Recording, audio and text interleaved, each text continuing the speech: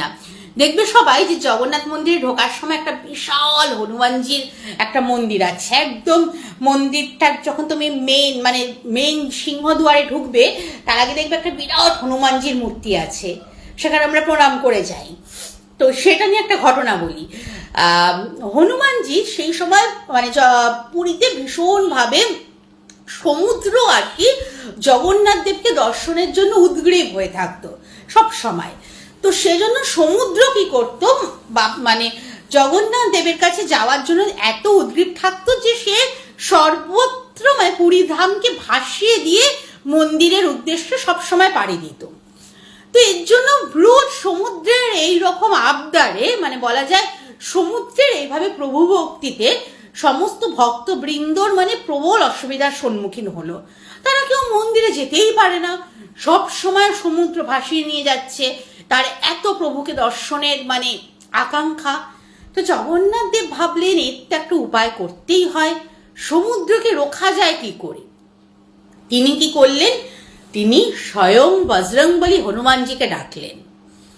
হনুমানজিকে ডেকে বললেন যে তুমি সমুদ্রকে পাহারা দেবে যাতে সমুদ্র মন্দিরে প্রবেশ করতে না পারে।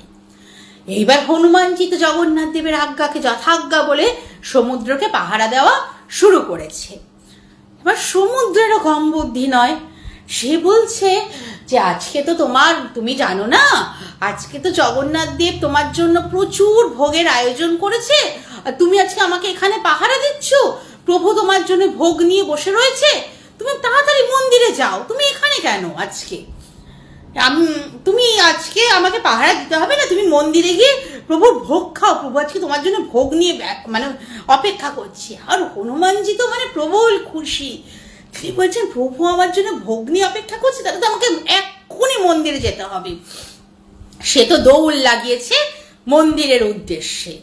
এইদিকে সমুদ্র মানে একদম দ্বাররক্ষী পালিয়েছে, সমুদ্র ঢুকে পড়েছে মন্দিরে, আবার পুরী ভেসে গেছে, মন্দির চত্বর ভেসে গেছে, বহু ভক্ত ভেসে গেছে।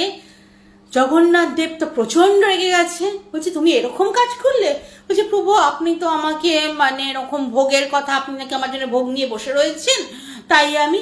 বলছে তোমার শাস্তি হওয়া দরকার, যাও তোমাকে শিকল দিয়ে বেঁধে আমি আজ থেকে এখানে তোমাকে দাঁড় করিয়ে রাখলাম।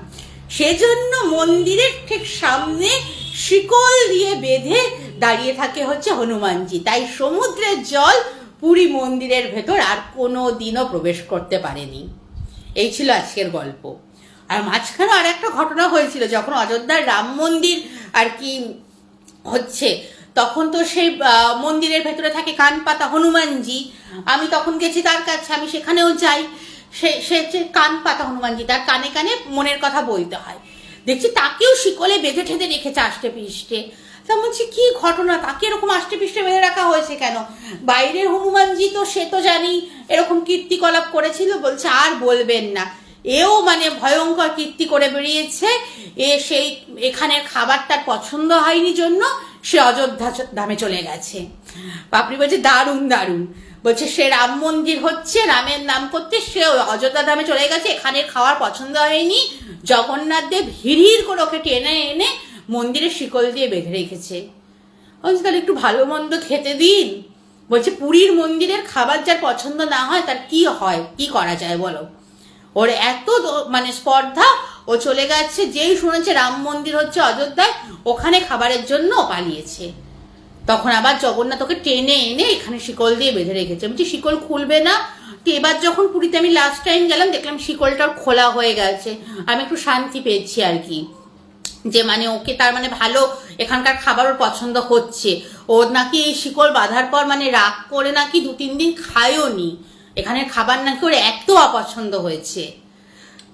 তো মনে হয় ওর ফুড চার্ট আর কি চেঞ্জ করে মানে এখন ওকে আর কি এখনো তুষ্ট আছে, এখনো শিকল টিকল খুলে দেওয়া হয়েছে, ও এখন কান মানে পেতে রয়েছে, ওর এখন কথা শুনলেও কথা শুনছে আর কি, কিন্তু মাঝখানেও ভীষণ রেগে গেছিল, আর রেগে যাওয়ার পরও 2-3 দিন খায়নি, মানে একদম অনশন নিয়েছিল, তারপর যথারীতি খেয়ে দিয়ে এখন ঠিক আছে আর কি। মানে আমি যখন গত মাসে পুরীতে গেছি, দেখছি শিকল টিকল সব খুলে দেওয়া হয়েছে। এরকম আরো অনেক গল্প বলবো। বিদেশিরা বা অন্যান্য সম্প্রদায়, অন্যান্য ধর্মের মানুষরা জগন্নাথ মন্দিরে প্রবেশ করতে পারে না, তারা বাইরে থেকে জয় জগন্নাথ করেন। প্রভু তাদের দেখা দেওয়ার জন্য কিন্তু রথে চড়ে বেরিয়ে আসেন, যে না আমার কাছে সকল ভক্তবৃন্দ সমান, যে তারা হয়তো মন্দিরে প্রবেশ করতে পারছে না, কিন্তু আমি দেখা দিতে তাদের কাছে বেরিয়ে আসব, তাদের দেখা দেওয়ার জন্য বেরিয়ে করে আসব। আমি গেছিলাম কার্তিক মাসে এরকম বলা হয় যে পুরীতে বক মাছ খায় না কোনো উড়িষ্যাবাসী, কেউ পেঁয়াজ রসুন মাছ মাংস ডিম ছোঁয় না।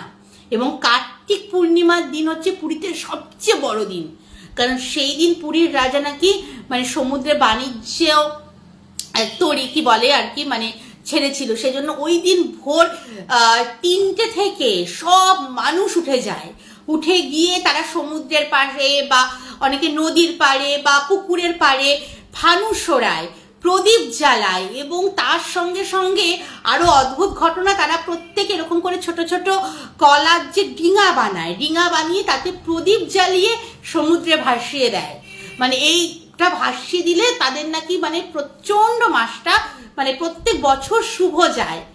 এবং সেই সময় সেই সকালবেলাটা যদি আপনারা কোনোদিনও যান, কার্তিক পূর্ণিমা, সেই সকালবেলাটা একটা অদ্ভুত সুন্দর, চতুর্দিকে সমুদ্রের চারিদিকে প্রদীপ জ্বলছে, আকাশে ফানুস উঠছে, আর তার সাথে দেখবেন অজস্র ডিঙা প্রদীপ জ্বলছে, সে অজস্র ডিঙা প্রদীপের সাথে সাথে ছোট ছোট কলার ডিঙা আর কি সমুদ্রের সাথে সাথে ঢেউয়ের সাথে সাথে যাচ্ছে। অপূর্ব দৃশ্য। কার্তিক পূর্ণিমার দিনের কথাটা আমি বললাম, আরো অনেক জগন্নাথের গল্প, অনেক কাহিনী বলবো, কাহিনীর মতো করে বলবো। তাহলে আজকের লাইভটা শেষ করি জগন্নাথ দেবের কাহিনী নিয়ে। আমি এক্ষেত্রে আমি জগন্নাথ আমার ভাই জগন্নাথকে ধন্যবাদ জানাবো। তোমার নামটাই দেখো আমার প্রভুর কাহিনী বলতে আমাকে অনেক উৎসাহিত করলো। আমি ভীষণভাবে প্রভুর ভক্ত, তোমার নামও তাই। তো এরকম প্রভুর অনেক কাহিনী বলবো, কারণ আমি পুরীতে কিন্তু বলতে পারা যায় বছরে বেশ খানিকটা সময় আমি ওখানেই থাকি, ওখানে কাটাই। আমি আমার ছেলে আমার পরিবার নিয়ে আমি ওখানে কাটাই, ভীষণ ভালো লাগে। এবং মন্দিরের ভীষণ ভীষণ অনেক অনেক কাহিনীও আমি একটা সময় বলবো, ভালো লাগবে আশা করি সবার। তাহলে আজকের জন্য শুভরাত্রি, চলি। সবাই ভালো থাকবেন, সবাই একসাথে একবার বলুন জয় জগন্নাথ, হরি বলো, হরি হরি বলো, জয় জগন্নাথ বলে আজকের লাইভটা তাহলে আমি এখানেই শেষ করছি। নমস্কার, ভালো থাকবেন, শুভরাত্রি।